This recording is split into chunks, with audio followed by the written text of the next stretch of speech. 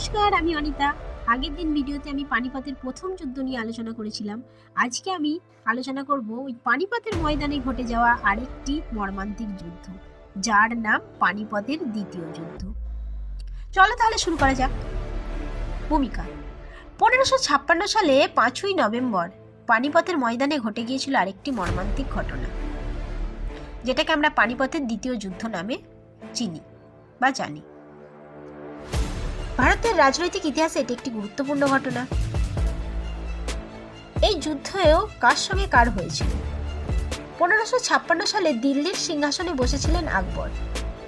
তার বয়স তখন মাত্র 13 বছর।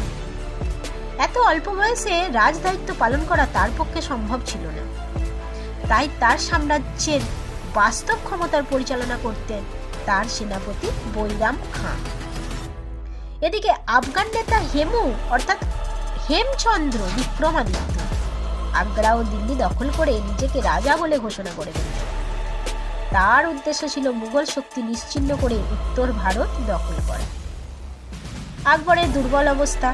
মাত্র 13 বছর বয়সে আকবর সিংহাসনে বসে অত বড় রাজ্য পরিচালনা করা তার পক্ষে সম্ভব ছিল না বলে সেই সুযোগটা বহু রাজা কাজে লাগালো। তারা ভাবলো সিংহাসন দখল করার এটাই শ্রেষ্ঠ সুযোগ। আকবরের সেনাপতি বৈরাম খাঁ সাম্রাজ্যের ভার সামলাচ্ছিলেন। ঠিক সেই সুযোগটা শের শাহও কাজে লাগালেন। তিনি বিদ্রোহের সুযোগ পেয়ে গেলেন। এদিকে হেমু অর্থাৎ হেমচন্দ্র আকবরের দুর্বল অবস্থাকে কাজে লাগিয়ে দিল্লি দখল করে নিলেন। এর ফলে মুঘল সেনারা যুদ্ধ ঘোষণা করল। সেই যুদ্ধে মুঘল নেতারা প্রায় হেরেই যাচ্ছিলেন, কিন্তু হেমচন্দ্র হাতির পিঠে চড়ে যখন বীর বিক্রমে যুদ্ধ করছিলেন, ঠিক সেই সময় একটি তীরের আঘাতে তিনি অচেতন হয়ে পড়ে গেলেন আর তার সৈন্যরা ছন্ন ছাড়া হয়ে গেল।